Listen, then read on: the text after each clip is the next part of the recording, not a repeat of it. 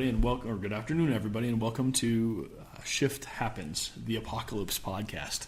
Doom and gloom. We'll get into that in a minute, but it isn't necessarily doom and gloom. I'm not necessarily trying to assign an emotional or a merit value to that statement. What I personally believe, Rob Thompson believes, is that there is a shift happening in our country, and that shift is defined, in my opinion, as catabolic collapse. But we'll get into that very briefly. I'm Rob Thompson. I'm a retired military member and retired Air Force, and I'm currently an associate broker, real estate agent here in Colorado Springs. And I started this podcast, or came up with the idea of this podcast, to address catabolic collapse and the coming shift that I see.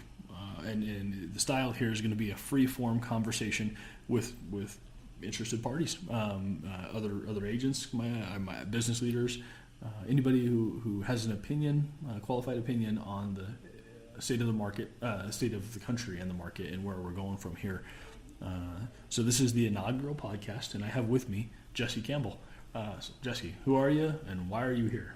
Like you said, my name is Jesse Campbell. Other aliases are Campbellini the Great, Campbell's Soup, etc. There's a lot there. Etc. There's a lot there. There's a lot there. The honorifics just keep piling up. They keep going. Okay. I mean, once you have, Campbell's chicken noodle soup, it just keeps it up. Yep. Yeah, I'm not that. Where do you go? Camarella. I mean, the list goes on. So that's just my name. Don't wear it out, or do whatever. I like the attention. I am also a veteran. I am a veteran Marine. I have my undergrad in political science with a minor in philosophy. Hopefully one day that leads me to a law degree. But I just graduated, so I'm gonna go ahead and calm down for a couple of years. Work here with Rob. I am too an associate broker, a realtor in Colorado Springs. And it's funny that you mentioned emotion earlier, because today we wanted to speak about rhetoric and the state of today's discourse. But really fast, I was going to backtrack for just a second. You also mentioned catabolic collapse. Yes. Can you talk about that for a second? Yes, I can. So the definition of catabolic collapse, and is as dire as it sounds, it simply is a shift. So catabolic collapse, as baseline definition, is when the process through which an empire undergoes, the process through which an empire will undergo when its maintenance cost exceed its revenue. And this isn't a political assertion. This is a nonpartisan statement. I believe our maintenance costs have exceeded our revenue. I don't assign a value of good or bad to why that's happened necessarily. I think it's just a statement of fact: mismanagement of funds, misplaced priorities, etc. But I believe we are an empire, and I served the empire as well for 20 years. And it's not necessarily bad. It's got a negative term, probably because of Star Wars. But we are, by definition, an empire. And basically, bottom line, I think we are printing money faster than we're printing money to maintain the empire. And I think what's happening now is a manifestation of an empire in its dying throes. And by this, I don't mean that America will cease to exist tomorrow. You could make an argument that Italy is the current manifestation of the Roman Empire. The bottom line here is the world is changing, and I think from discourse to the current occupant of the White House, these are manifestations of anger at a changing world, and the world is changing, and no amount of rage will make it the way it was. No, and I think that's interesting that you bring up Rome as well, because if you do look at the collapse of the Roman Empire, it first went and split in half. They actually moved the capital of the Roman Empire to what is now, I believe, Istanbul. It used to be Constantinople. That's what the song is actually about. It's a real thing. It's not just a song. And so that's kind of what happened. It split into East versus West. And they had a lot of problems from there. Rome got sacked. The city of Rome got sacked a few times. And then the people of Rome, who were constituents of the Roman Empire, they still lived. They provincialized. They moved out into the country. They opened up farms, and they just still lived their life. So catabolic collapse that does have one could use that in a negative connotation to assert as such that is a negative thing, but it's not necessarily a negative thing. Possibly the American empire will do the same thing. It will decentralize. We're going to go out, become farmers again, or something. I don't know. I can't see the future. I think that is, I honestly think if this continues, I think one of two things is probably going to happen in my lay opinion here. We are going to see that split. Maybe not in I'm not saying Colorado is going to succeed from the Union, but we might see, a more recent term is balkanization. Mm-hmm. We might see the West Coast, form a union of its own self without splitting away. You might get the West Coast Alliance or something. I don't know. And people aren't mad about that either. No. In fact, the people on both quote sides of the debate are welcoming, or welcoming, it seems, that split. So if we see that balkanization, we'll get more regionalized in trade.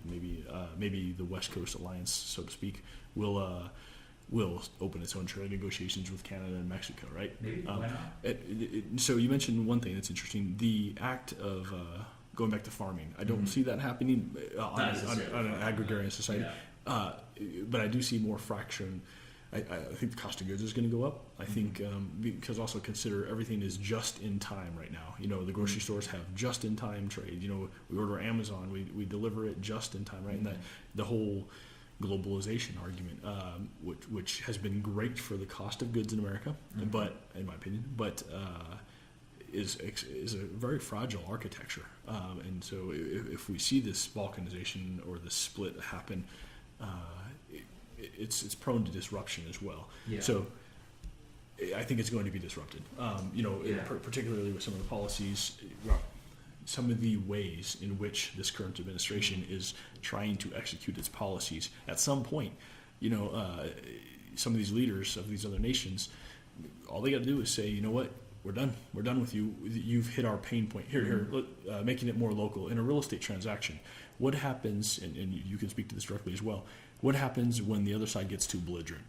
They leave. The other party, no matter the personal gain, they'll leave. What? If the seller won't drop that price, I've lost a deal over $137. I was willing to come in as the buyer's agent and make the $137 up to get these folks this home. My buyer told me, on principle, you are not doing that. And we walked, and I totally supported them because they're my clients and it's my duty. But $137 was the pain point. So at some point in time, I think some of these countries are going to hit their $137 pain point, and they're going to be like, we are going to take the pain of walking away, or we're going to pursue another alliance. We're going to China or Russia. We're going to enter these markets because we're not going to play in yours anymore. And that will cause pain. You could argue that America can do it alone, right? We have the resources and such to do it alone. But between here and there, there's pain. And that we very well maybe go back to being farmers again. If we have to go it alone, someone is going to have to. We buy very cheap goods from other places that manufacture it very low cost. And if the cost of buying their goods because of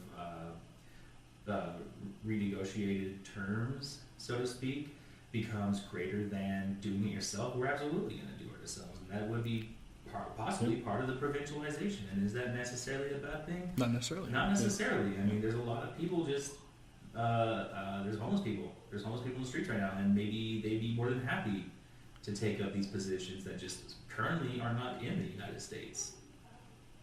That's the path. That's the path that I see that we are walking. Now, whether, in my opinion, it'll be what I've been calling a slow burn, in that this might take 10, 20 years to manifest.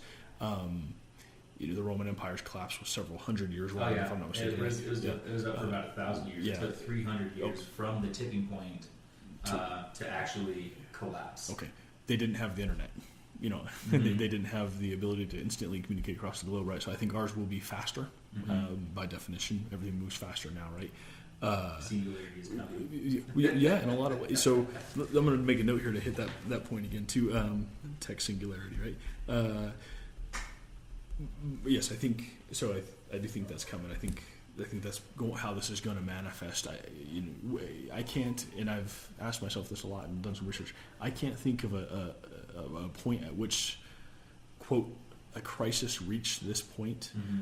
Actually, as I say that, the Cuban Missile Crisis, and then the players backed away. Mm-hmm. So, actually, this could happen, right? Yeah, we could get to a Cuban Missile Crisis style point, and cooler heads will prevail. It However, depends if both sides are postured or not, which they could be. Well, they could be, and there are in rhetoric and belligerency, Mm-hmm. but it seems like we've been walking. I just think something's going to happen. I think there's going to be what they call a black swan event, something beyond the control of the powers that be to control all the variables, and that will manifest in some pain. And so that's what I'm. And this process is called catabolic collapse. Yeah, and I definitely think, speaking of like the powers that be, they kind of bring it on themselves. Yes, they do. I absolutely think that. In the form of rhetoric. In the form of rhetoric. So with the problem with rhetoric. Let's go ahead and define what does rhetoric mean. So rhetoric is so this is just right off of Google, and I'm going to get more into it too. Of course, it's the art of effective or persuasive speaking or writing, especially the use of figures of speech and other compositional techniques. That said, there's a few things in there that I want to kind of touch on. Effective or persuasive, that doesn't necessarily mean correct. That doesn't mean factually accurate or anything like that. It just means, are you convinced? That's it. It has nothing to do with if you're right or wrong. Figures of speech and other compositional techniques. With that, you're going to have rhetorical devices. This brings me to mind of Plato in his book Gorgias. He's talking to 3 different people.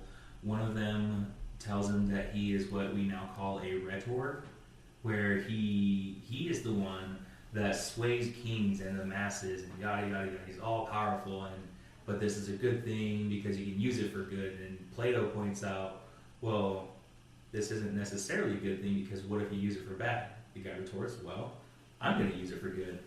Plato retorts, what about other people? And that's a great point. What about other people? There's 2 sides to every story, and usually the truth is somewhere in between. And that's just... Long ago, I used to have a nonpartisan blog, and it was pretty popular. I had some quite a few page views, and high Google ranking when that was a thing.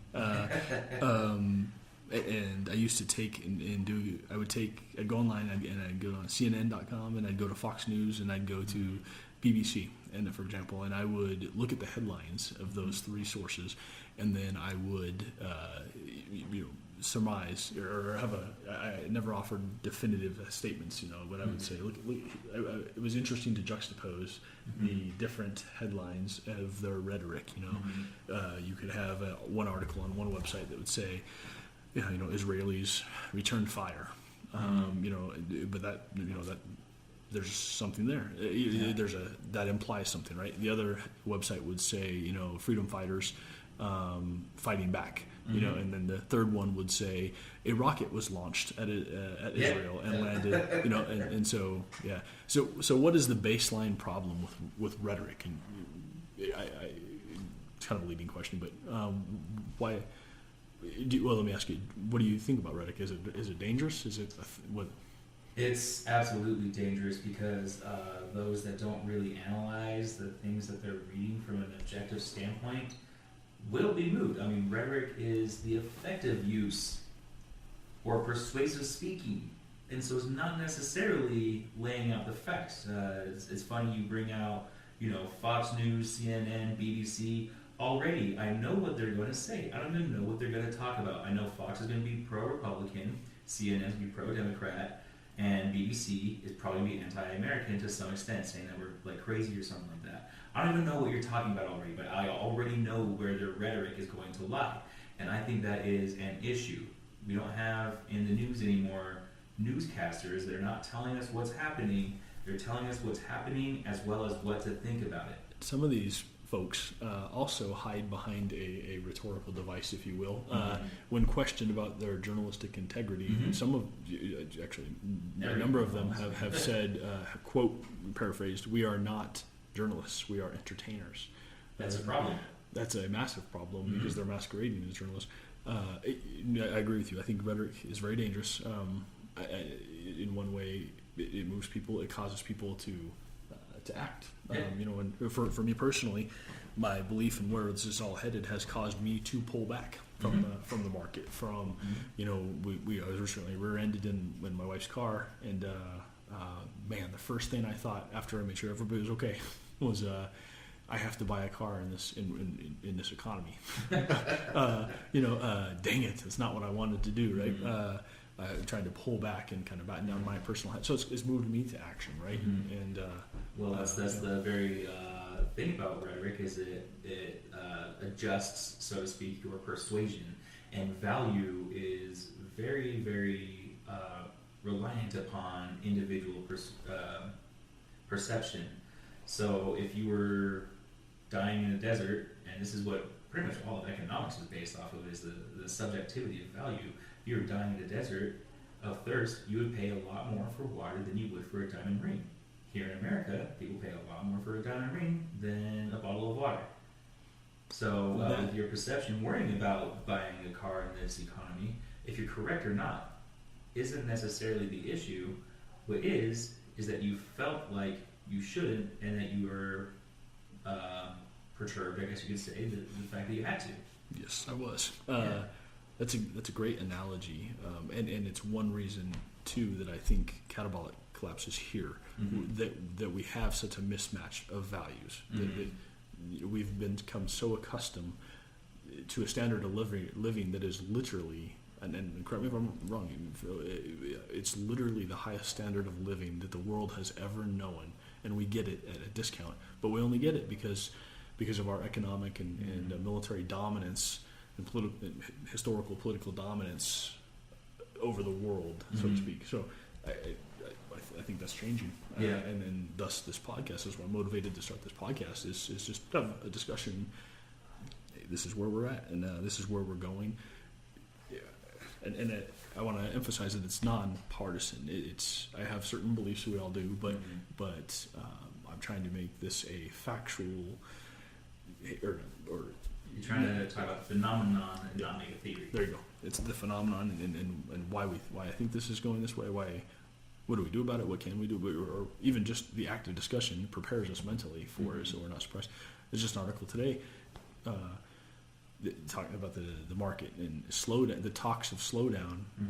The dichotomy kills me. That you have certain folks who are saying the market's never been stronger, rah, and that, however, talk of a slowdown is becoming mainstream. And so it's just an interesting dichotomy and centered around rhetoric. Again, back to that. It's what do you do? Well, the problem with that rhetoric too is, what if just merely mentioning and making mainstream the possibility of an economic slowdown makes the economy slow down? Like you said, you didn't want to buy that car. You were worried about. Were you worried about economic slowdown at the moment? May I ask? Yes, I am. And yes, I am. And I think I am worried about it, and it's manifesting in my profession as well. Not to go off on a tangent here, but this is a freeform discussion. I've been telling folks.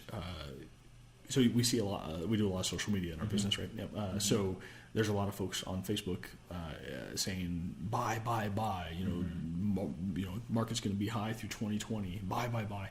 There is an economic reality, no matter if you want to admit it or not. I'm not saying you personally, but for example, wages. There is a cap to how far prices can go because wages, unless the paradigm shifts and we go back to no documentation loans, start doing. Hope we don't. I kind of hope we do for me, but for the... we should note here Jesse's a libertarian. Yes. So there's an economic reality that at some point has to be observed. And so, yes, I am worried. And what I've been telling people is plan for the long term. I think our particular market here in Colorado Springs is peaked. That doesn't mean we're not going to see a small blip or so in the gain, but I think we're peaked. And the days on market are increased. Every indicator that says we're peaked is peaked except pricing. Some for pricing continues to go up, probably because of a low inventory. But at some point, this is going to slow down. It must.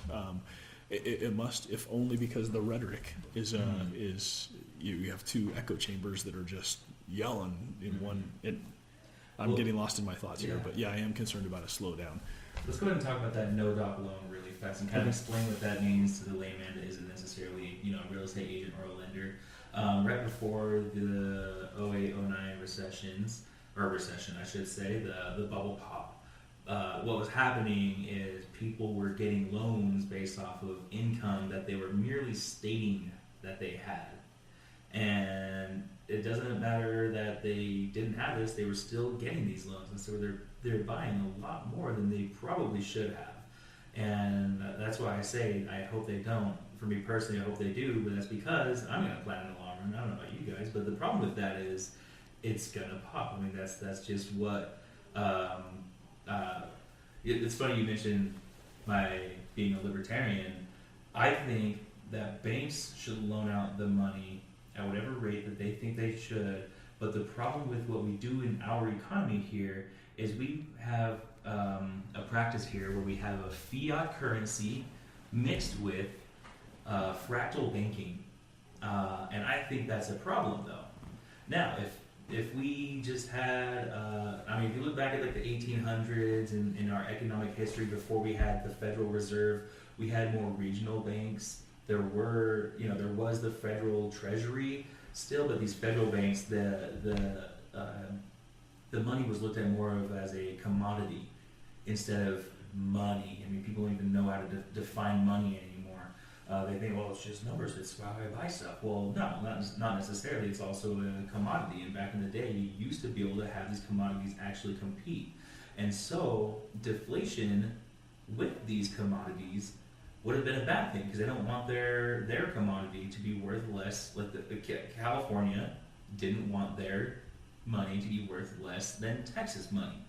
And so they would actually compete. And people will say, and this is where I get called a crazy libertarian, people will say, yeah, but I mean, there would be fly-by-night banking, blah, blah, blah. It was a horrible thing. If you actually look at it, though, the damage done compared to the economic growth and the lack of, I'm just going to say the damage done is just a drop in the bucket. I mean, if you look at now, what's happening is and you mentioned this a little bit, they're printing money. I mean, what does that mean, they're printing money?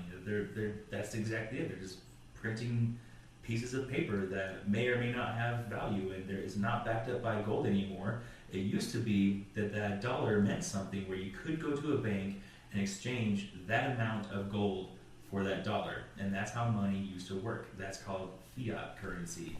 But now that we don't use that anymore, we're using fiat currency with fractal banking. And so what that means is when the Federal Reserve pushes out, more paper, that just means absolutely nothing. It's only backed up by the military-industrial complex. We don't use gold anymore. We use military might, which, thankfully, to be honest, we still have a lot of. That could change, though. That's kind of part of the catalog collapse that you might be talking about. John Pike, I believe his name is, from there's a website, name's John blank here, but he does a lot of defense studies type stuff, and he wrote something years ago that has stuck in my head for years.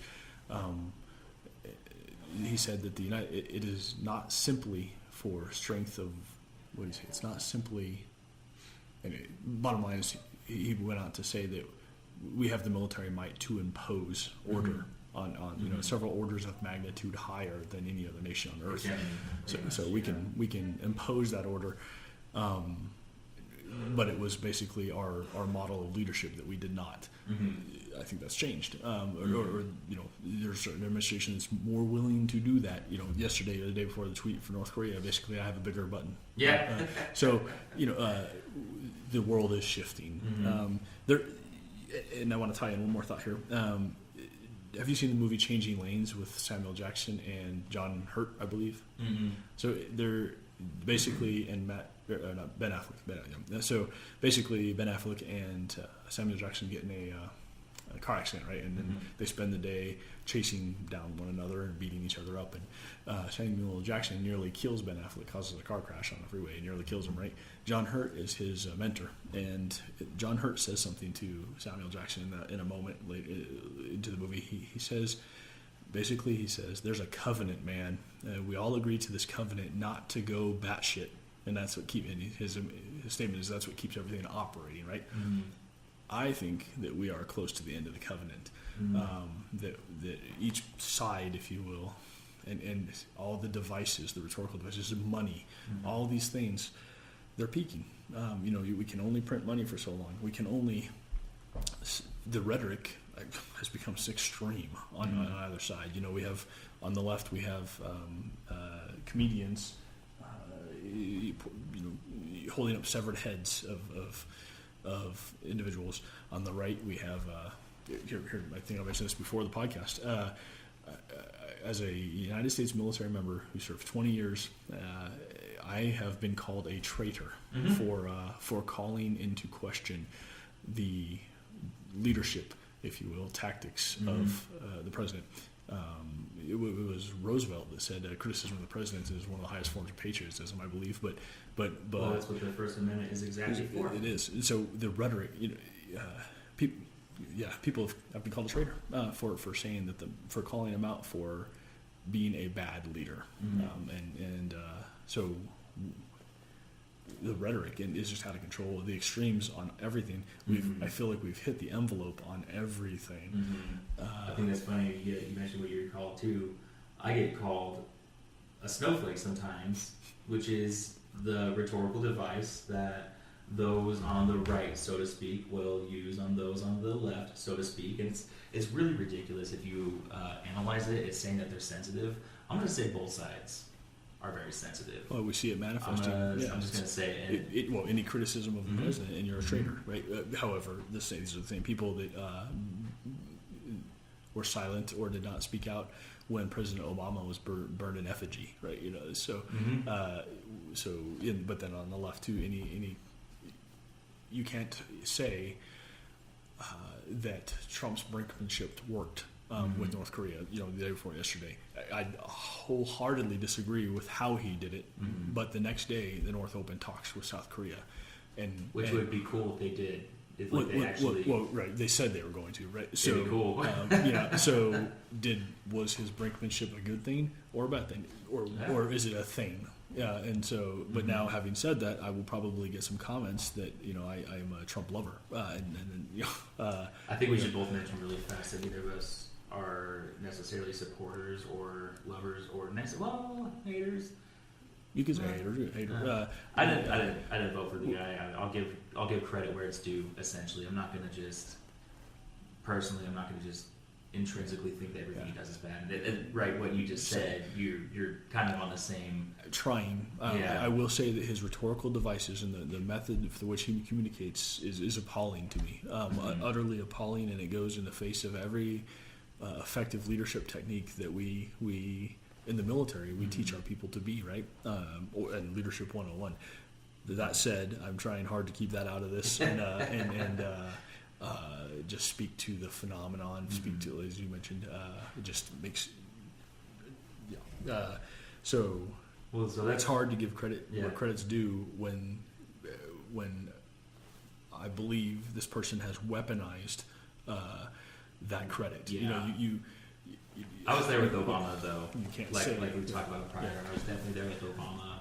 And for those listening, Rob and I are pretty much both centrists, and we're just so close together on politics. But as far as like gun to our heads, I guess if you had to put it, someone could say we're on different sides of things, but that's part of. I want to talk about sides for a second here, if I may. And just my problem with that, there's no such thing as a side. There's a few dichotomies that you could put into place. A dichotomy being, or at least a false dichotomy. Well, not necessarily false dichotomy. Let's just go back to dichotomies. There's a few dichotomies that you could use to gauge your own political attitude towards.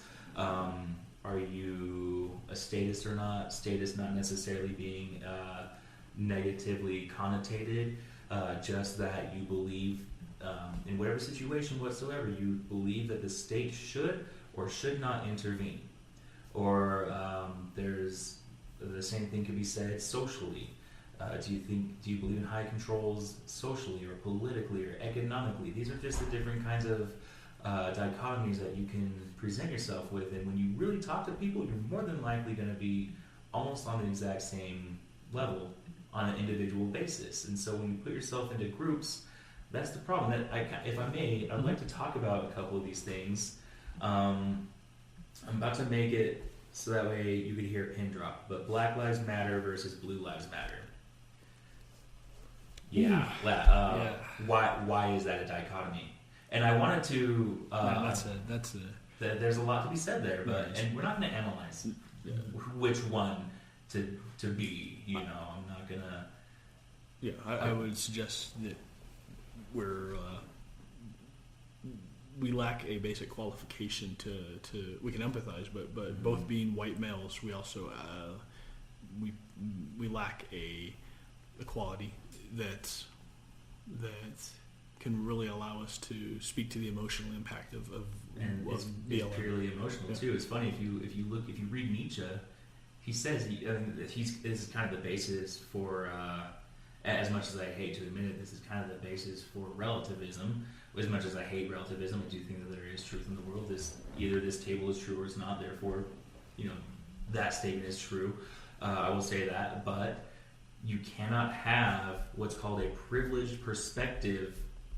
In other words, like, your perspective is not necessarily greater than that of someone else's. Like, you can't know if someone else is necessarily right on subjective matters unless you get out of your own perspective.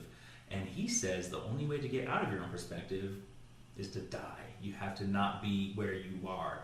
And in order to not be where you are, you have to cease to being where you are. So I wanted to talk about these things really fast. So I pulled up a few articles right now. This first one is pro Black Lives Matter, I will say. And the headline is Yara Shahidi compares Iran protests with Black Lives Matter. We're all interconnected. This is from Huffington Post. This was published today. And essentially what she's saying is that people ought to look at the Iran protests as humans. And I'm like, okay, I can agree to that. She's being agreeable. She's using rhetoric. But then she continues to say, this is directly parallel with Black Lives Matter. And that's where I'm kind of like, is it? I pulled up what's going on with Iran. The state has killed, in these protests, the state has killed 20 people. They're shutting down the internet. People can't talk to other people outside of the country. This is an authoritarian regime. The entire thing began because of the supreme leader Ayatollah Ali Khamenei, and Khamenei. I always mess up that name. Sorry. So, but the thing about his regime is that's a dictatorship. No matter how you look at it, that's a dictatorship, and people will be able to say, like, if they're in support of him for whatever reason, they'll say, oh, well, he's got checks and balances just like we do in America. Sure, I'll grant that. There are branches of that government that can indeed put a check on his regime, but the people in those branches he directly puts into place. It's not democratic. Yeah. And so I just wanted to kind of bring that up. Like, she's saying that Iran should be taken seriously, and that it's interconnected with Black Lives Matter. That's debatable. I don't want to talk about Black Lives Matter. I just want to say that Iran protests and Black Lives Matter, not necessarily equal. But on the other side of things, I pulled up another article about police, and this one is called 10 Worst Things About Being a Police Officer. The excuses, the attitudes, the hours, the stereotypes, the myths, the perception of cop culture, the misunderstanding, the scrutiny, the politics, the pain. I will point out that a lot of these are rhetorical devices. Some of these you're going to understand. The perception of pop culture. It is factual right now that generally pop culture is not so agreeable to cops or cop culture, but that they're not too agreeable to the cop culture either. The mainstream just isn't.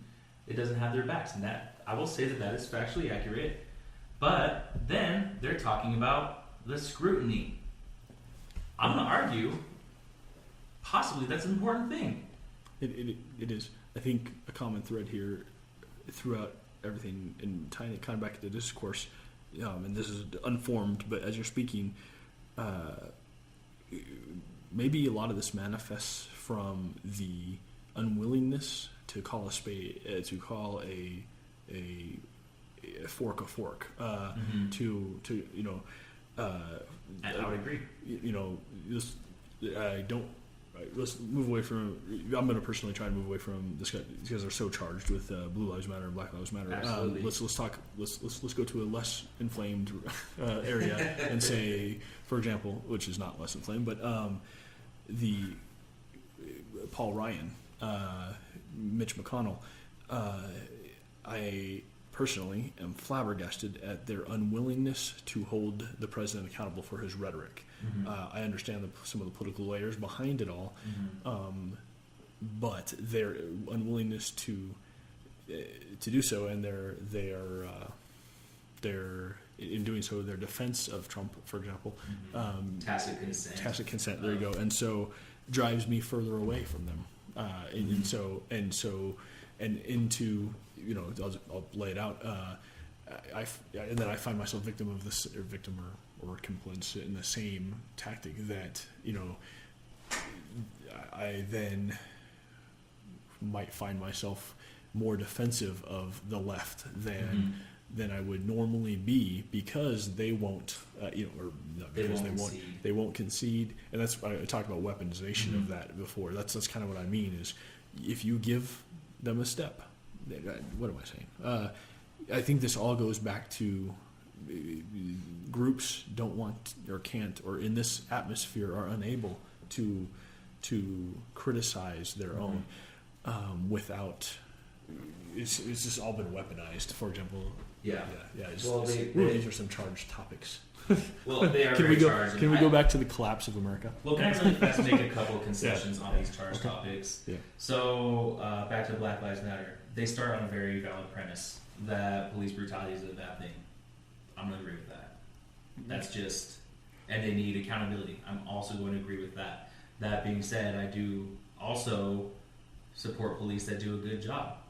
You don't have to support one or the other, and that's exactly why I wanted to bring this specifically up, because that's a false dichotomy. Well, it's tribalism. It's tribalism. So, and that's actually a function of the path of catabolic collapse. John Michael Greer has written several books about catabolic collapse, and he predicts balkanization. He predicts the tribalism, and that's where this is along. Well, it's path. happening. Yeah. I just outlined the phenomenon. Yep. Absolutely. It's all centered around rhetoric and the use of increasingly extreme rhetoric. Yeah. Either calmer heads are going to prevail, or something's going to. And I don't even subscribe to the mantra that says it's going to get worse before it gets better. It could just get increasingly worse. Greer also says something about paraphrase. He says that the belief in the continued progress of mankind is its own religion. It's a historical. Empires rise and fall, and movements rise and fall. Such as the Tao. Such as the Tao. Yeah. It's all wrapped up in tribalism and rhetoric. Where do we go from here? What conversations like this? It seems to me too that both sides have discussion is gone, agreeableness is gone. It's now both sides want to use and do use the power of the state to enforce their view. Period. That's statism. That's what I was just. They do. I remember years ago. I can't even remember the decision or what, but I remember watching TV coverage of a Supreme Court decision. I can't remember what it was. Basically, they brought the case up, and it's not important what it was because it's the fundamental behind it. The lawyers walked out. The cameras got in their faces, and they asked the losing side, and it wasn't even a partisan issue, I don't think, but they asked the losing side well, now, essentially, what are you going to do now? Are you going to adjust your thinking? Are you going to, take this information and absorb it? And the losing side essentially said, no, we're not wrong.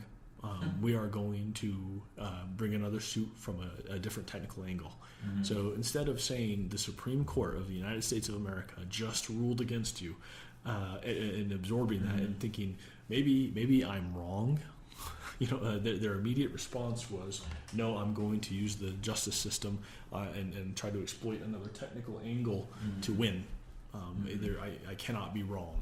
This might also be a symptom of how our federal government works. It is winner takes all. We have majority elections where 51% of the let's just say the electoral college, 51% of the electoral college. And this is a rule that's been on the books since the Constitution was ratified, so this should not be a surprise to anyone. But the 51% of the Electoral College dictates one person in charge of all. Or look at, our Senate elections. It's 51% of the vote in that state dictates who is going to be the senator, or one of the two senators from each state, I should say, rather. Also with the Supreme Court. Are you right or are you wrong? And we have 5-4 decisions that are often, I believe it's Justice Roberts, who's normally essentially the swing vote. That guy has way more power than a lot of people would ever even realize, and a lot of they're ruling on completely subjective matters. And so I can kind of realize, or I can kind of empathize with someone saying we're going to try again because they're right. Maybe they're right, but that's the problem with fighting things at the federal level. It's winner take all. I think I was struck by the fact that within minutes they were out on the front steps saying, maybe I didn't give enough grace. Maybe they went home, had a beer, or some eggnog, and that wouldn't work right then. Yeah, no, not together, definitely not together. And then recontemplated life, right? Or maybe they were right. You're right. Mm-hmm. Yeah, it's fascinating. It's It's fascinating. I want to touch just one more thing before we have to wrap it up here. This has just been awesome. You mentioned the singularity, and I want to tie that into the shift. On media or it depends on what you mean by singularity. If you mean that we will achieve technological singularity and we'll be able to upload into the cloud, our consciousness in the cloud, that's one thing. That'd be great. Yeah, immortality, right? Although I will say that you should read the book if you haven't read it already. There's a book / story called The Metamorphosis of Prime 1, or Prime 1. It talks about a computer that gains intelligence and we achieve the singularity, and it is a horrible thing. Being trapped in 1 second that seems to last eternity. Depends how that goes. Well, in this case, the AI determines that its prime obligation is to protect humanity, right? So it basically reaches out, and I don't want to spoil it, but it reaches out and it immortalizes everybody, cures everybody of every disease, and you are in your prime forever, right? Turns out though, people, what does that do to the psyche if you cannot die? And if you are protected from self-harm, permanent self-harm, and I'm not saying those are good things, but robbed of the choice, the stories about what humanity does. But with that said, I would like to experiment with immortality. So I hope that happens. But I want to touch on automation and technological innovation, and this is another part of catabolic collapse that I don't know that Greer touches. I think he says that technology won't save us from this process, right? I don't know that I agree. I don't know. It's kind of a race in my mind. But even so, let's talk about automated trucking, for example. As soon as they're already on the road, automated trucks, right? I believe the trucking industry employs over 7 million people, a couple million of which are drivers. If we even get to the point where in 10 years, if we replace 1 million truck drivers and 1.5 million support people, that's 2.5 million people more into the job market. At the same time, it seems the Republicans are trying to take away safety nets. We have a problem coming, and that is going to fundamentally alter the course of what we're, it's pain. Pain is coming. We could weave in that into price points. but change is coming, and that's kind of the whole summation of what I think is happening. That's interesting that you bring that up, because I was actually just thinking about that. In economics, in history, when you have a population on the rise, it's actually really good for the economy, because you have more people in the workforce supplying an economic surplus. And I was thinking about that one. Is automatic trucking and 1 million people losing their jobs necessarily a bad thing? In the short run, I'm going to say yes. I mean, that sucks. Losing your job, no one can say, like, losing your job is awesome. Like, sir, you just lost your job. How do you feel? I'm going to Disneyland. I don't think a lot of people are going to say that. But these are now 1 million other people who are fully capable. I mean, truck drivers, they have their job is purely, they have to, they're just long hours on the road. I mean, that has to wear out the mind. They probably have a sense of vigilance, so to speak, that others just don't. I mean, you've seen these truck drivers, they're just staying the course. They're very driven. A lot of them get paid per mile. What if we had these very driven, very vigilant people elsewhere in the economy providing a surplus? Yes, however, then you have to have a government that, or a private individual collective that facilitates that change. Mm-hmm. You can't dump 2.5 million people, let's call it, onto the job market and say, good luck. We have no money for you for skills training. We took away we reduced Social Security. We took away Medicaid. And by the way, McDonald's is automating. Mm-hmm. There's a McDonald's here in Monument that has those new things, menus that you walk in, you can order right there. And I want to say it took 15 jobs away. Mm-hmm. Not saying that's a bad thing. It's a statement of fact. So it's static unemployment. Right. You can't even go. Those truck drivers can't go to McDonald's for short-term employment. Right. You have to find something else. Yep. Automation. Yeah. Well, but then you can't take. So you can't take. You can. So I'm going to use myself personally. I have been trying to learn to program for years. It's just not I'm not mentally equipped for it, apparently, or I lack the mental discipline to get there, right? Mm-hmm. I'm 40. So what I've been saying is you can't take this 40-year-old and say, go learn high-tech programming skills so you can program these trucks. Not to mention there won't be 2.5 million jobs, that you one person, you can't. Not right away. Right. So my whole point with this is there is pain coming, economic pain. So that's where I'm going with that is I'm not saying it's bad. I'm just saying people need to be prepared for a shift, because it's coming. Now, whether it'll be a slow burn, or whether there's something, the price of oil, tips over like it did in 2006, and precipitates the crisis that wasn't all oil centered, but I believe that was the final that broke the house. Right. So whether it's a slow burn or a quick tip, in which I can possibly foresee a day in that the United States government has to say we're knocking 2 zeros off everybody's mortgage because we have to reset the clock. Mm-hmm. What about go back to the truckers really fast? What if they started organic trucking, certified organic truckers, where they just market it and make people pay more for it? So it's a thought. So it is. That's a really good thought. So then what? It's all about that perception again. And value. So people are let's talk about that real briefly. Then we got to go. You do that. You charge higher for the price of goods. But wages have fallen, or wages aren't growing. So, how far does this model? How far do we hold on to the model? Mm-hmm. That I also say often that what got us here won't keep us here. In a business entrepreneur sense, but it applies to the nation state as well. And so you can't. Well, something's got to give. Something. Or are we doomed to this cycle of boom bust, and slow burn, and doomed is probably a bad word but are we to be? Is this what's happening? Are we in this cycle of boom bust, and you just happen? Okay, well, sorry, people who got nailed by 2006. You'll see you again in 15 years. On the macro level, it's hard to say what to do. On the micro scale, I will say buy low, sell high. I mean, I don't know what else to tell you. Within the framework of the model. And Yeah, what yeah. I am suggesting with this whole line of thought of catabolic collapse is that that this model is not sustainable in the long term. That shifts are coming. Shifts happen.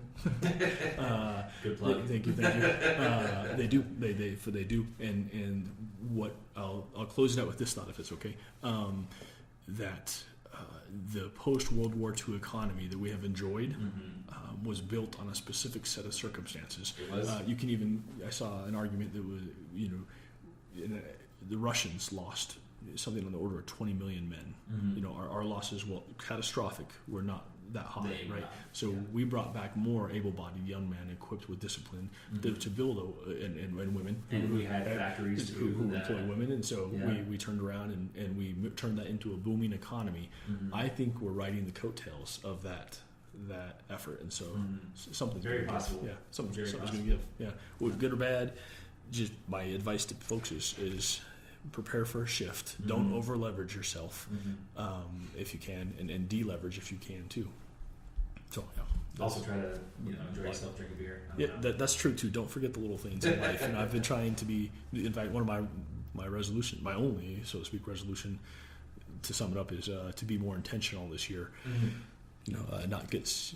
There's shifts. a lot of love to talk to you about that with helping people and intentional movements and things like that. But Let's Yeah. save that topic for the next one. I'll leave the final thought. So next topic will be intentionality. intentionality. Let's like do that. Yeah. But the final thought's yours, my friend. I don't know. Have a beer. We don't know what's happening.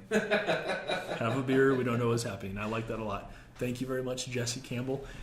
If you're looking to, shameless plug here for him, if you're looking to buy or sell a house in Colorado Springs, you should know he is a realtor, and he'd be happy to help. Absolutely. Thanks, man. Thank you.